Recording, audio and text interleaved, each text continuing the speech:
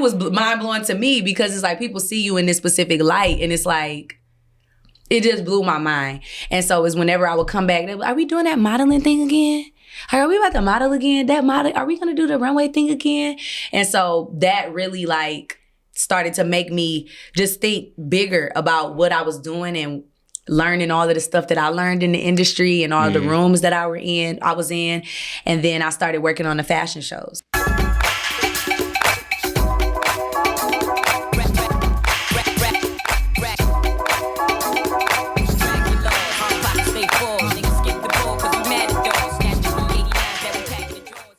What up, though, Black Fridays family? Welcome back to another installment of the Black Fridays podcast. Of course, I have another special guest with me here today, and I'm going to introduce her as a multifaceted creative and artist, Miss Taylor Lang. How are you? I'm good. How are you? Thanks for having me. Absolutely. Thank you for pulling up to the podcast, and we'll get into the multifaceted part, I'm sure, as you tell us a little bit more about yourself, but love to give my guests the opportunity to intro themselves and let us know a little bit more about Taylor and your world. Yes, definitely. So, of course, I'm Taylor Lang. I do a lot of different things. The city knows me for model and model coach and, of course, the owner of the Taylor Lang Company, which is my modeling school. But there's a lot of other things that I do. I do mentorship as well. I teach table etiquette and dining etiquette in certain schools and after school programs.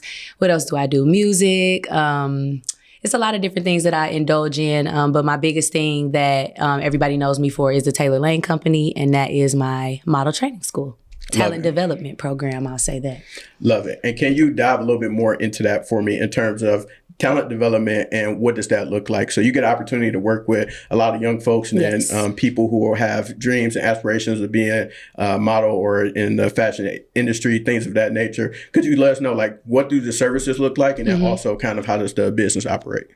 Okay, so pretty much talent development really focuses on the character. So yes, it's all about the skill and how good you can walk, how good you can talk, which are the things that I kind of focus on in my studio. But I call it talent development because through all of the training and everything that I do, I really hone in on like the character building and just pretty much setting the right tone in the industry when you walk in specific rooms. So we do a lot of like etiquette training, just different role plays and things of that nature on how you would behave in different scenarios and things of that nature. And in my program, I do focus as well on the improv and the acting and the modeling and how to work the room, how to work the red carpet. So we focus on so many different things. And of course, leaving my program with those tangible things that can really help you in the industry to, get you booked gigs. So you're helping these people be more well-rounded in the business. And it's not just more so know how to do a photo shoot, walk down the runway. Like, no, you're going to learn how to act. You're going to learn how to do interviews. You're going to learn how to run the whole gamut. Everything. Because, if you limit yourself, people come in my program, they're like, oh, I just want to do runway. And so I always say, okay, but I always encourage them to tap into the other things that they embody and the other skills that they carry so that they can also sharpen those skills and then also have the interest that they love the most. And then maybe something else in there that they may be good at, but just not disqualifying yourself in the industry because sometimes something can be more saturated than another thing. And then, you limit yourself instead of like being open to like all the opportunities that can come to you if you sharpen all of those skills that are necessary. For sure. Yeah. And I have some more follow-up questions for you, but I'm going to switch to my favorite part of Black Fridays, which is Freestyle Fridays. Okay.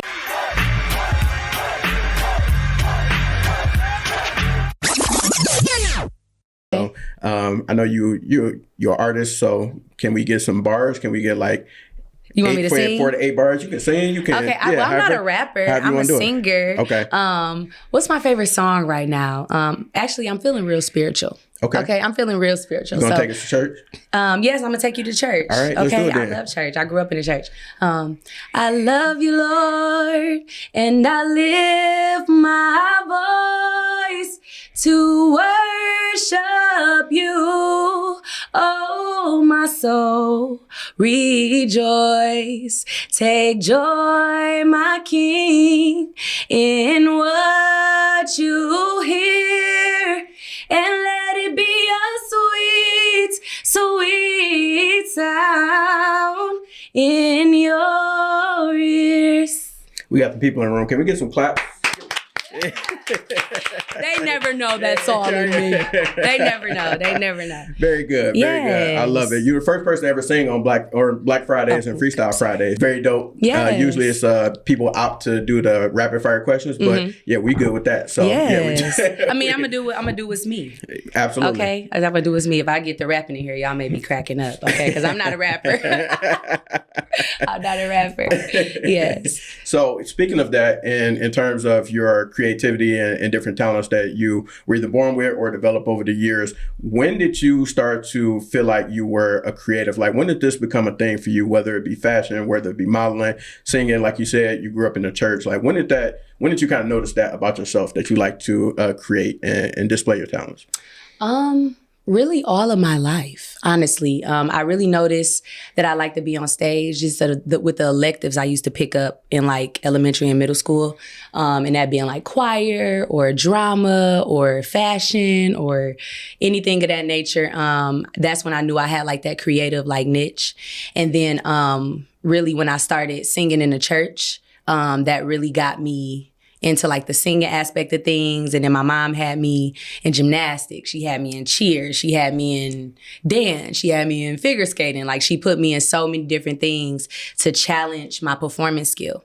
And so, of course, the fashion too. You know, I was real big in fashion. So it's kind of like an all my life thing. And then just literally figuring out that like, okay, this is what I love to do. But just, of course, being younger, not knowing how to properly navigate it in the right areas. But as I got older, I wanted to take cheer all the way to college. You know, I wanted to, take modeling the furthest. I wanted to always be a great performer. So it's just overall, it's just been who I am all my life. It's just a matter of me knowing exactly what I wanted to do with it. And that's how I'm here developing talents in so many different areas. Mm-hmm. So, yeah. And so now, fast forward a little bit, but then kind of stay in the same time frame. Now you have the opportunity to be like a mentor and a role model for people who are up and coming in the industry. But for you back then, was there anybody who kind of helped you hone in your talent? So you got the opportunity to try a lot of different things, but did you have any like mentors, big homies that kind of like pointed you in the right direction and say, you know, you might really have something with this over here, and, you know, let's try to build on that? My mom. I literally say that in everything, every time people ask me that. And I say that because she was the only one to have like the most patience, especially when I was younger and, you know, not really knowing how to navigate all of this sass and, you know, spunk and energy and stuff like that. But she always believed in me and encouraged me to just be me. And she encouraged me to do what I love to do. And I think that really like fueled me. And then she also like paid attention to who I was and what I was displaying. And she kind of like, put me into different activities based on who I was and what she would see. So I just, I say that's, the person that really like motivated me, because they took what they were seeing and they kind of put it in a proper perspective that can be beneficial with that type of personality and stuff. So I'm gonna say my mom. Shout out to mom. Yeah, for sure. Shout out to my mom. She's really dope. And were there any people, or you don't have to name them by name or anything like that, but like tried to deter you from like those aspirations that you might have had at a younger age, let's say like in high school and things like that, before you really got a chance to dig into your passions? Like, were there any deterrers or any negative reinforcement in terms of like the path that you were starting to go down? Yes. Yes, it definitely was. Even with my family, like I come from a family full of educators. Everybody was either a principal or a superintendent or a teacher. And so, I'm a teacher now, but back then, they wanted me to do the corporate. I was a business major, you know what I'm saying? So they were looking for me to like intern at JP Morgan Chase for all my summers. And, so they never really saw like what I saw. You know what I'm saying? So it would be like negative comments and conversations that were had about what they felt like people felt like was best for me, or what they felt like was a waste of time, or what they felt like 1 in a million, or whatever the case may be. And so again, I just always been like, I'm gonna do what makes me happy and what I love, and I'm gonna do what I know that I'm good at, versus trying to like figure it out, Right. So yeah. Was that a source of motivation for you, or did you not necessarily like think about that a whole lot?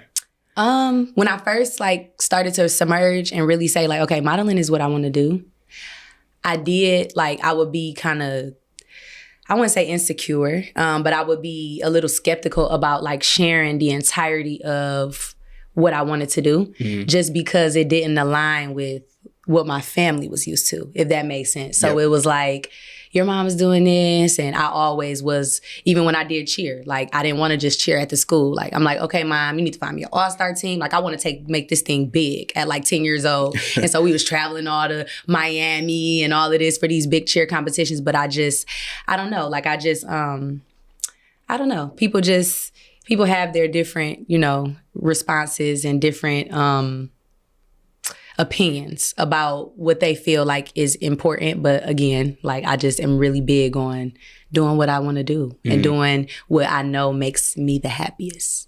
So I've always been big on that.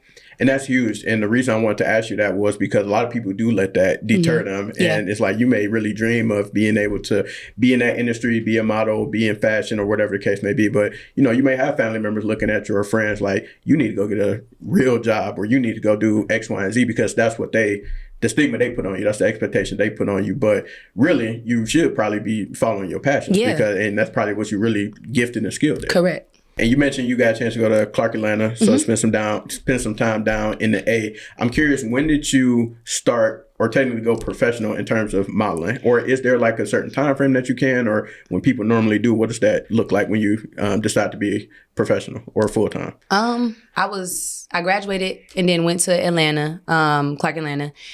I cheered a lot, but when I would say like my sophomore year, it was Fashion Week. And I was hearing about it on campus, about New York. And so, we have fashion shows and stuff on campus, but I was hearing about it and I'm like, I should try to go. But my parents, they were like, no. But there was like this little rhythm of like a little allowance I had as a freshman. I mean, as a, underclassman at Clark.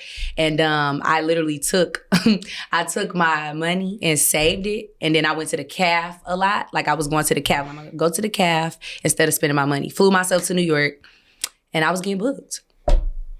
And then that's it? Yeah, I was getting booked and that was on the runway side.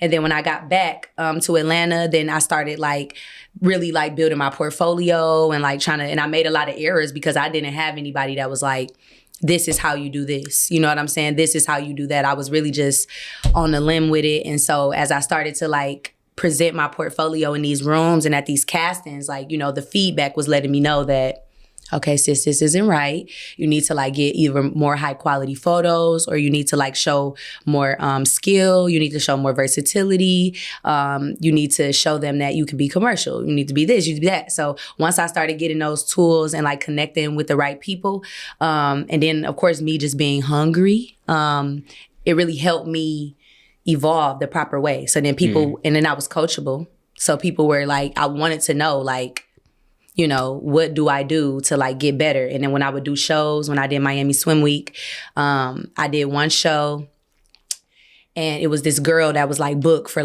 all of the swim designers. And I love Miami Swim Week, but I just didn't know how to shred my body down the proper way. But, I wasn't fat or nothing, but it was just a look that they wanted. But it was this girl, she was, looked like us and she was killing it the whole time. And so before I left, after my one look, I felt she was done. I went over there and literally asked her sis, what did you do? I'm trying to submerge more. And, that's another skill that, helped me become professional. So once I got all those tools together, I got management first. And then once I got management, they took, they sharpened my skill up, started getting me little gigs here and there. And then once I got signed, then that's when I started getting contracts for Brown & Brothers, for the apparel market, the Big Magic wholesale buyer show in Vegas. That was one of my big ones. What else did I do? Nairobi. I've done the actual Brown & Brothers product. I've done a lot of things, but I would say when I was about 22, that's when I really became professional. But it was a journey still, to getting to the professional level I wanted. But yeah. Who would you say are the top agencies out there now for people who kind of aspire to get signed? And then also, what is it like in terms of getting signed? What happens kind of to get you signed and then afterwards? So right now, like you can say there's a top agency, and you know, with us and how people view things now, they're gonna look at the whole Instagram and if it has a K behind it. But it's all about like where you fit the best. You know what I'm saying? So like I can say, like for example, like I liked New York, or like you'll hear everybody like now be like, oh, I'm going to New York Fashion Week, or I walked through New York Fashion Week. But New York wasn't my market. I had too much spunk. I had too much flavor. One minute I got big hair, next minute I got short hair, and they wanted really plain. You know what I'm saying? And so it's like, then I didn't have like the proper bone structure for like that next level in New York. So agencies in New York like IMG, Vogue, Wilhelmina, all those agencies that people seek for now, not saying that they're bad, but they have a roster, they have a style, they have what they're looking for. You know what I'm saying? And so I think just how models should look at it is more so them scouting agencies themselves and looking at themselves and being like, okay, look at this roster. Let me look at the gigs. Let me look at the Instagram. Let me see what they're doing. And let me see if I fit that, instead of a model being like better in sports or better in beauty. Like IMG not gonna pick me up because I may not have like a deep bone structure, or like a, you know, I may not have a collarbone that protrudes out, or a gap, you know what I'm saying? But they look for those exotic styles, and that may not be everybody. So it's not like a top agency, it's just more so like which one fits you and who you are and your character and style. Go where you celebrate it, not tolerate it. That's the best way to say it. Okay. And then getting signed, once you get signed, it just depends again on your agency and like what their requirements are. But getting signed, I always say non-exclusive contracts are the best, because that's how you can get signed and have work coming to you, and then still be able to like, you know, be a freelance model at the end of the day. But when you get signed, I had a smaller agency, which I feel like sometimes works better. It's a little bit more, and smaller agencies, they got work too. But, you know, when you at a bigger agency, the roster is just bigger. You know what I'm saying? And so it's just not saying that you're not going to get booked, but it's like you have to be like very competitive with the roster. Like even when you're in there, like you're still competing with the roster. Like if it's 5 Black girls and you're the 6th, like you need to be looking at what their stuff is, not comparing yourself, but just seeing like what your competition is, so that you can get the work that you're looking for. So even when you're getting signed, you still got to be hungry to get the work, build yourself up, develop, get better photos, like get better as a model. And, you know, hopefully, you know, you put yourself in that position to be competitive enough to get that booked work. Gotcha. So yeah. Got you. And you obviously have your career in modeling, but then there's a shift, or a sort of a pivot in terms of you wanting to start the Taylor Lang company. And so when did that come about? When did that idea come about? And then what made you want to actually pursue helping younger talent, or talent in general, develop to kind of achieve some of the things that you've been able to do in your career? So really, when I was in Atlanta, I was kind of coaching models a little bit, just a little bit. I think I had like 1 or 2 clients, not too much. But when I was pregnant with my son and I moved back, I was volunteering at my mom's school. And so she asked me let me fast forward. The summer after my freshman year, I was taking an accounting class. And so that's when I got into the schools and started volunteering. And my mom was like, Taylor, you need to like come help me with this talent show, because these kids, you know, they need to like get it together. So I went up there and I just was extra. Like I brought like my little makeup palette. I bought some little bows, like just being me. And but it was a moment for them. You know what I'm saying? I'm thinking I'm just coming here bringing something for them to just be enhanced, but they took that as such a major thing. And so, you know, left it at that. It's still over my head. I'm just like, okay, I'm doing what my mom's saying. When I get pregnant with my son, I'm volunteering at my mom's school, just trying to, you know, I don't have anything to do instead of sitting in the bed. And I wanted to do another fashion show. And so, do a fashion show. And I told my mom, like, what do you think about, you know, me doing a fashion show? And she was like, I think, you know, it'd be good. And so I literally put on a fashion show just because at the school. And, it was a moment for them. They loved it. And so later on that year, towards the end of the school year, they had a spirit week. And so in the spirit week, they had, you know, dress like your favorite whatever, like I guess your favorite, who you want to be, or your favorite artist, or whatever the case may be. And I kid you not, like 3 girls was like, Miss Lang, they would call me Miss Lang daughter because they didn't know my name was Taylor. Miss Lang daughter, I'm dressed like you. Like, I'm dressed like you. Like, look. And so I was like, it was mind blowing to me because it's like people see you in this specific light, and it's like, it just blew my mind. And so it's whenever I would come back, they were like, are we doing that modeling thing again? Are we about to model again? That model, are we going to do the runway thing again? And so that really like started to make me just think bigger about what I was doing and learning all of the stuff that I learned in the industry and all the rooms that I was in. And then I started working on the fashion shows. And I worked with Deshaun Franklin on Walk Fashion. And from there, I built connections with my parents. Like, it wasn't just they dropped their kids off in the back. Like, if I had my son in the back, I need somebody's phone number, somebody contact to know that my baby is A-okay. So they were asking me a bunch of questions, and I was like, okay, boom, forget it. I'm gonna just make a group chat. Made a quick little group chat in my phone, literally gave them my numbers as they was dropping off. I was giving my phone out. And they were, even though they was blowing it up all day, they love that. You know what I'm saying? That I was just that into it to make sure that they kids are okay. And so after that show, they were just asking me like, can you coach my kid? Can you coach my kid? Do you do model? And I'm like, okay.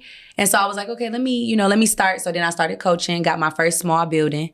And then, Taylor, of course I called it the Taylor Lane Company because I couldn't think of a name, you know what I'm saying, that made sense, you know what I'm saying? And then I just feel like, Taylor Lane, I embody so many different things and I want to teach people that.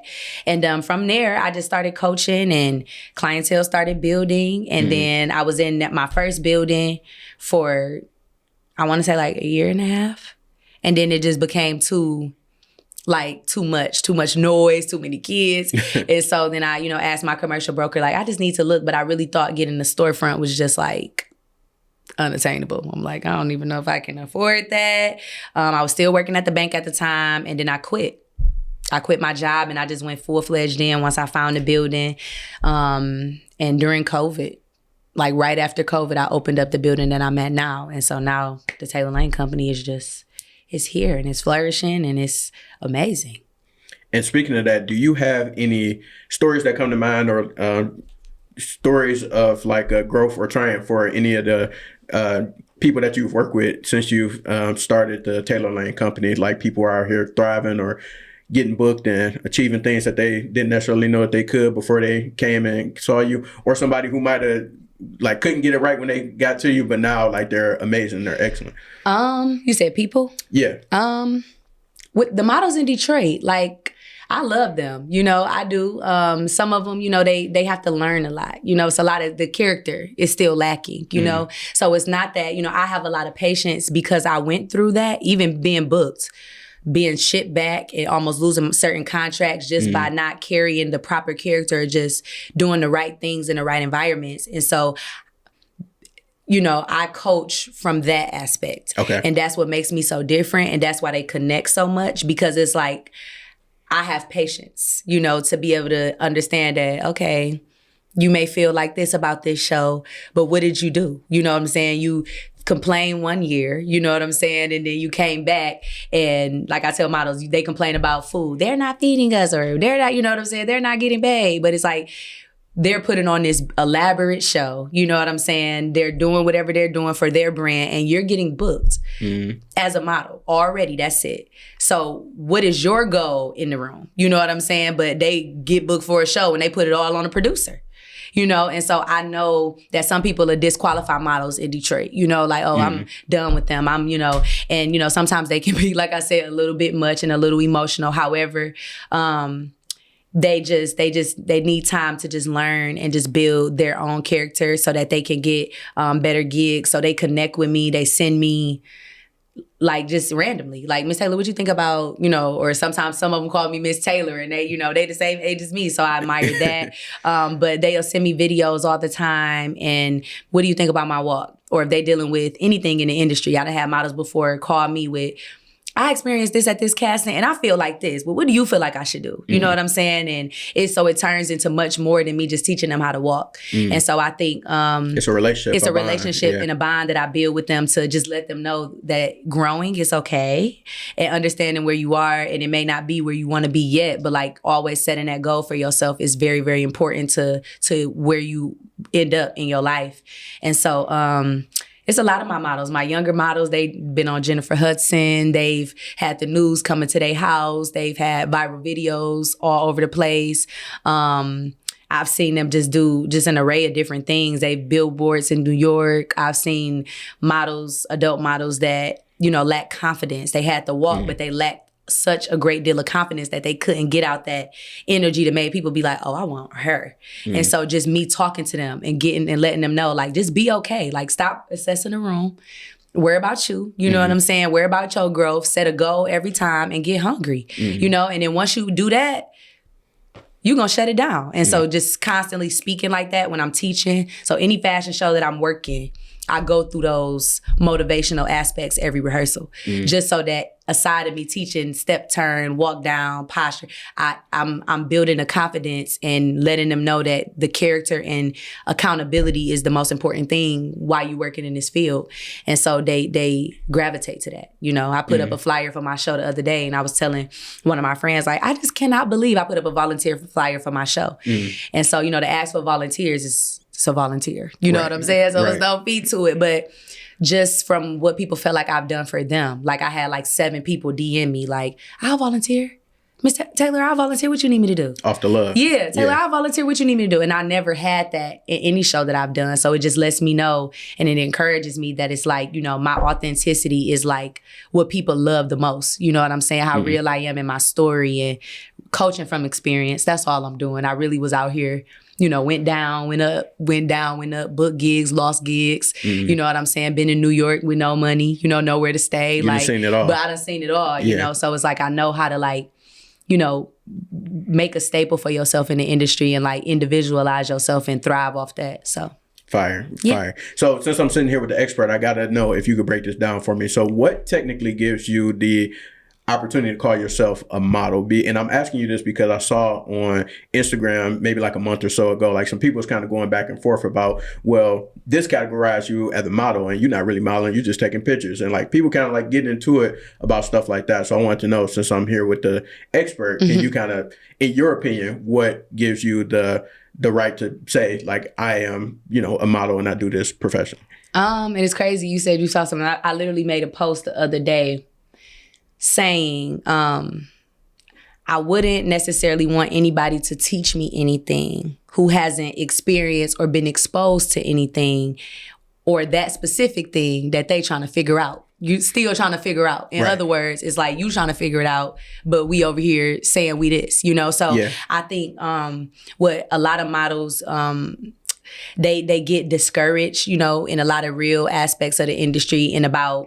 finding where they fit and not understanding who they are. You know what I'm saying? And so it's like, it's not even about how can you categorize yourself as a model or what validates you, because it's like there are Instagram models. You do have content creators. That's what it was. It was good. Instagram model versus like a professional You have model. models that are literally influencers, that they are models because they take pictures, but Steph Curry is a model too because he got an endorsement with whoever he got an endorsement with shoes or Nike or whatever the case may be. Like if you and your wife take a picture for the podcast, like y'all modeling, you know what I'm saying? Like picture Hershey's Kiss commercial that went viral for the Super Bowl that time. Whoop, there it is. They modeling and they 60-something years old, So at the end of the day, I just think it's, number one, stay in your lane, you know what I'm saying? And then also, two, models understanding where they fit. Like, you may not be an Instagram model, but that doesn't mean that you can validate, oh, she's not a model. Because it's models that they post pictures and from their Instagram content, they get paid. You know what I'm saying? Like, so at the end of the day, like, they can classify themselves as that, but you may not have experienced that.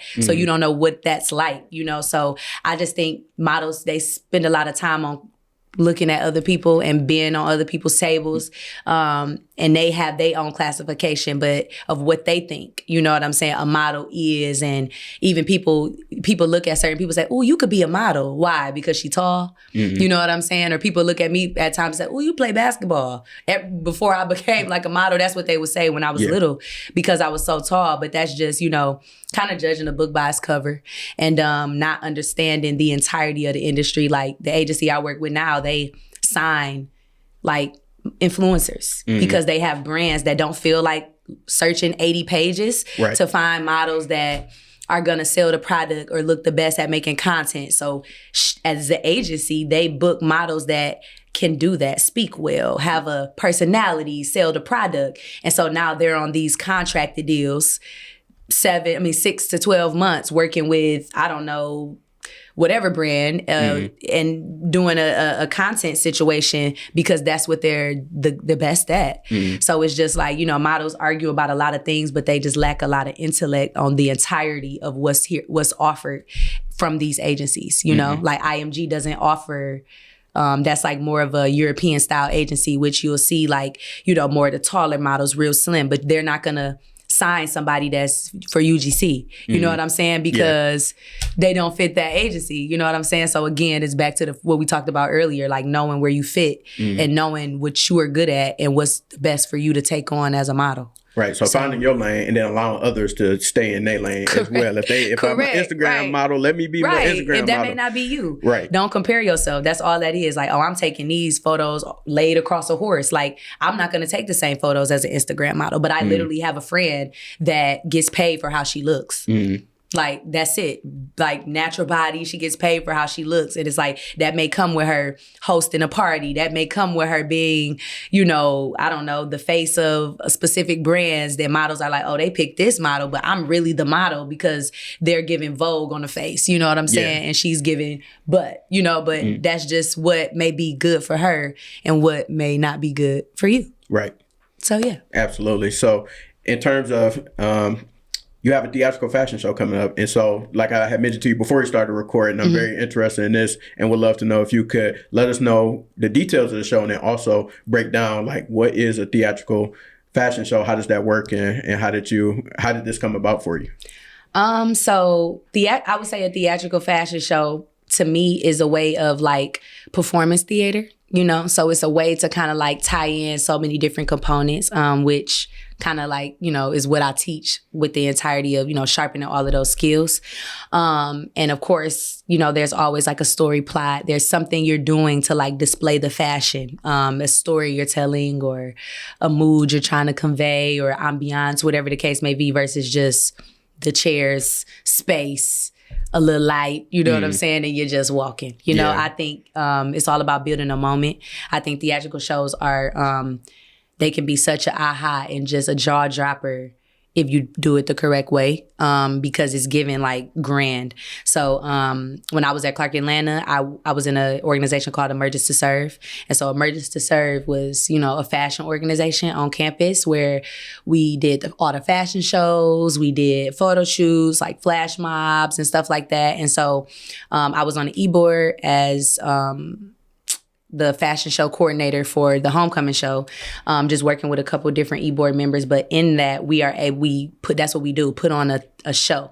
Their shows weren't necessarily theatrical. They had a theme all the time. So it wasn't more so telling a story. It was just like catering to the tone, like, you know, like they had Twisted Logic or, you know, Batman or whatever the case may be. And so the music and like we would do crazy stage designs. Like one year we had an X and one year we had a big square and a T in the middle. And then we were able to add these dramatic components like smoke, fire, and like crazy visuals. And like when I walked in the show my freshman year, that's what made me want to join the organization, just to like start learning more. I just love like big, even with artists now, I love big, like artists that have good performances. Like I can watch Beyonce all day. I may not be 100% of a fan, but this is more her production and that wow effect. But just working on those shows really like showed me how interested I was in doing fashion shows, but this type of fashion show that, you know, that I put on.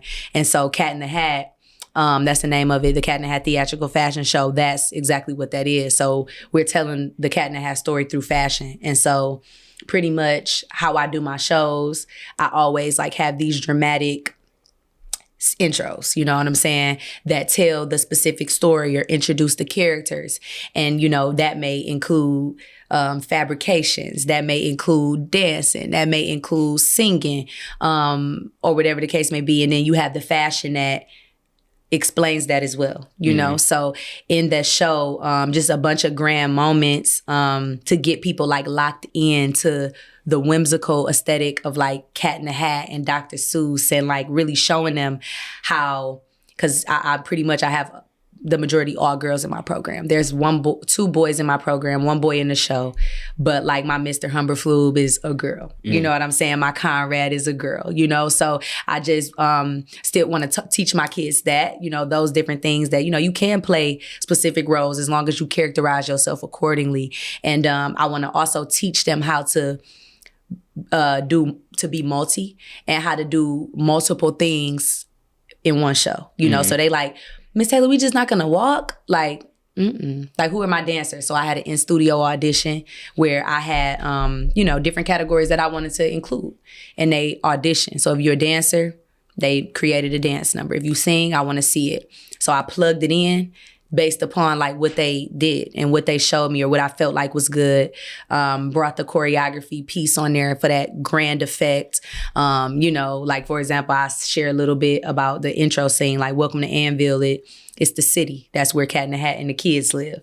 But like instead of it being like, you know, just them walking, I wanted to give the aesthetic of the dancers dressed like spots of the city, like that ice cream parlor lady and that laundry lady, and then the fashion comes through the middle. They walking through the city. You get what I'm saying? But like the aesthetic is so, like the setup that I have is so sick. Like just the theatrical, like the stage setup and like where they're walking and the lighting and the smoke and all of that extra stuff. That's what theatrical means. Like telling the story, keeping people engaged, having people be like, this is like a jaw dropper, you know what I'm saying? So I get excited about doing shows like this, you know, because it helps me really like get creative. When I was at Clark, my minor before I switched to supply chain was business with a minor in fashion design. I just didn't really like have a love for it, but like I get in my creative space. Like I done made pieces and costumes for the show, like jackets and like head pieces, just like I'm there right now. You know what I'm saying? So like I can kind of indulge in that, but it's gonna be amazing. You know what I'm saying? To see these kids do all of these different things. I'm singing in this scene and I'm modeling in this scene and I got a quick change back here and I'm doing this and I'm doing that. And some of them have to switch hair. Some of them got to switch makeup and put on faces and stuff. And so that's what we've been practicing, like A to Z. Like after you get from here, where do you have to go? Where is the quick change and where is this? So that they aren't overwhelmed, you know, but once they leave the show and it's over, it's like how full they should feel after like, I did this in the 2-hour show. Like, and they still look at me like, Miss Taylor, like they get nervous about what it's going to be like and how they going to transition into these different aesthetics. But, you know, sometimes I push them to the fire, you know, and I push them to things that they don't know that they can do. But I know that they can do it. You know what I'm saying? I know it's going to be a lot, but, you know, I'm massaging it in and I'm working with some amazing people that's going to do their part to make my part easier, to make them perform in a great environment where they feel excited about being on point. So, yeah, July 13th, Northwest Activity Center. Perfect. I was going to say, drop the details. July 13th at Northwest Activity Center, 4:00 p.m. And tickets are on Eventbrite. You could just literally type in The Cat in the Hat and it'll come up. You'll see like the whimsical flyer and the whole book cover that we did. Facebook, I'm also selling tickets on there. And then, of course, you could buy tickets at the door. Dope. Yep.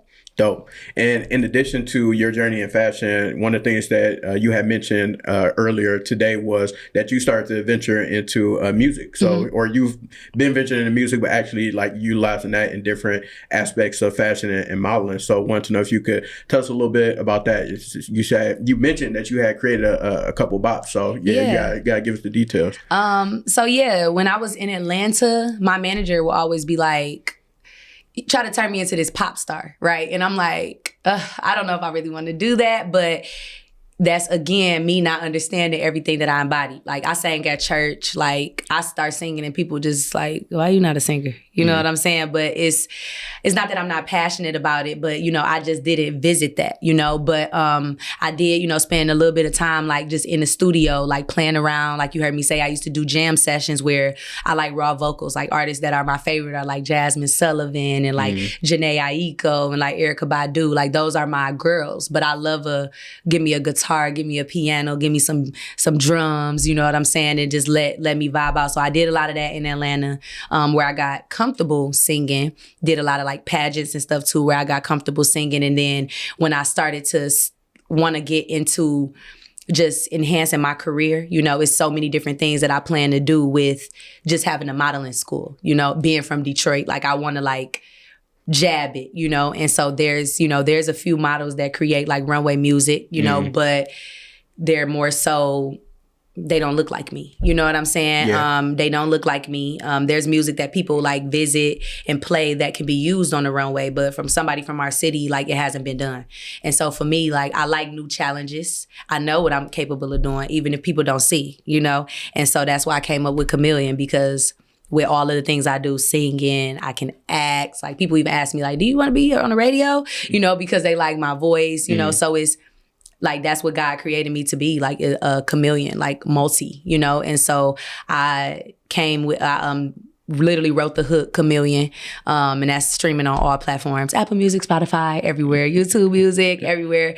And we have a video as well on YouTube that we shot for it. But just dealing with different spots and people in the industry, I came across the two artists that are featured on the song. That's Taylor Bentley and Kayla Wine. Some emerging artists. I love how they perform. I love how they rap. I love they swag. And so I wanted them to be like that rapping piece, that pumping part of the song. And so I went in the studio, you know, had a beat created for me, and I played the beat, came up with the hook, and then I came up with the definition of chameleon, you know, and of what it is for a model and what it is for a talent. And it go over people's head now, but I plan on kind of enhancing that and just really just making more house music, runway music, and making it all make sense that, you know, models in Detroit, we do have creative skill, you know? And I wouldn't say I'm the voice for the models, but it's like I have like a lot of experience in the industry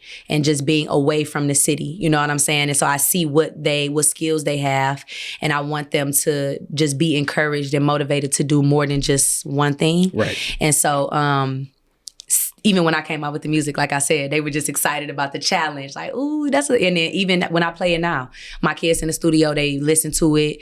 It's people that, you know, asked me to perform it. I done performed it 2 times, like missed out on a couple different places I could have gone to perform it just because I wasn't even expecting people to ask me to perform it, you know? So it's just like, I want to create more of that.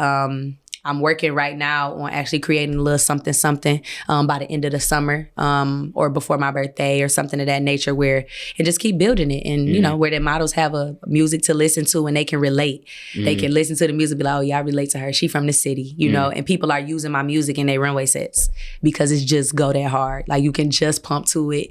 Having the ones on there that are good for gowns, like, because I can sing, not just all everything have something has like that soft feel. So if you got a gown, if you have gowns in your collection, you can play my music, run through my track and my album A to Z, and pick something on there that fits an entire show, you know? So that's kind of like what my goal is with the music. And I can make R&B if I wanted to. I can make gospel if I wanted to, but I'm really just feeding what I'm doing, you know, and kind of maximizing off of who I am and where I know I'm about to reside, you know, until God says otherwise. That's really dope to be able to continue to explore at this point in your career in different aspects of what the industry looks like in the music, and then also being able to provide the messaging or show a different way. Like, essentially, you don't limit yourself to the runway. Like, there's so many different, you have more talents accessible to you and within you. So you have the power to actually go out and see these things through and make it happen. So I think that that's super dope. And I wanted to ask you, what's next on the horizon for you? What's next on the horizon for the company? And what do you kind of see in your crystal ball for the future? Anything that you're working on that you can share with us? As far as the theatrical shows, I plan on getting to a point where I can do them more frequently, because right now I do, because the magnitude of them, like I put a 2-year gap in between because of all the moving parts, but I want to be able to like do more of them because I have more ideas, more stories to tell, just keeping the kids excited and having, with the magnitude of the show, having them, have something to work towards. So with that, that's what I plan to do with the theatricals. And then with the company, I just want to maximize my program. I want to be a hub, in Detroit. Like somebody's from Atlanta. It's like, okay, I'm about to go to Detroit because they got the best developmental school in Detroit. They visit this. And so with everything that the city is doing right now, even right now, if you paying attention to everybody that's going on tour, they're not going on tour without coming here. Like the city is on the rise, and I want models to, maintain a voice here. I want them to have a place where they can build their character and, work through those challenges. I want to be able to, have people that are specializing in, and working with these models that specialize in the industry skill and what it is that they have to have. And so to be successful. So I just maximizing the school, making it a bigger thing, making, having more resources, more things for them to, gain, and being able to like for them to leave Detroit and go submerge, and it's like they got everything just as good as somebody who is in LA. Mm-hmm. You know what I'm saying? Like, oh, I'm from Detroit, but when they open up their stuff and they tangibles, it's like, yeah, I can hang. Right. You know what I'm saying? I can hang right with you. And so, I want models to understand that and not get so cultured and not just be so scared to go out in the industry and, just understand that I'm from Detroit. I got Detroit in me, and we got a culture, and we model like this when I'm in Detroit, but I also can learn while I'm here, build my life while I'm here. If I get pregnant and have a baby, I may be stuck, but that don't mean like, oh, my modeling career is over, because I'm right here. And right now, sometimes, our culture and the things that you see frequently from people in this city is not knowing what to do. Maybe getting pregnant like I did and getting stuck, you know what I'm saying? And everybody just feel like, oh, well, I'm going to either go here or I'm just going to go here because that's what's available to us. But I want them to learn how to build life and still feed the passion that they have, and being able to have something that's just as good as what they may have in LA, Atlanta, or all those places that people want to outsource to, that we have that here right in our city. So those are my goals. That's beautiful. That's beautiful, especially given the fact that you've had a chance to live in different places and see different things and experience different things in the industry. Being able to bring it back here is all of the more importance, because some things are limited here, but they don't have to be. Yeah, exactly. In that sense. So, and I think that you are working to solve that problem, which is super dope. And we really appreciate you stopping by the podcast today and sharing your story, giving us the background to your journey, and then also the company and the great work that you all are doing. So, everybody, you got to make sure you tap in with the theatrical show that's coming up soon, and then also tap in with you. Where can the people follow you in terms of handles, website, all that stuff? Everything Taylor Lang, literally everything. You can find me Taylor Lang. On Instagram, I'm Taylor N. Lang with a little, my middle initial in there. My last name is spelled Lang. LinkedIn, Facebook. My website is taylorlangcompany.com, where you can see, all the information about like my classes and my program. And then you can, of course, find every link and everything that's, I'm working on, tickets and all of that in my bio, in my Instagram and on Facebook. Dope. So make sure that y'all stay tapped in with Taylor. Appreciate you once again for pulling up to the podcast. Everybody watching and listening, we're going to tap in with y'all soon. All right. Peace out.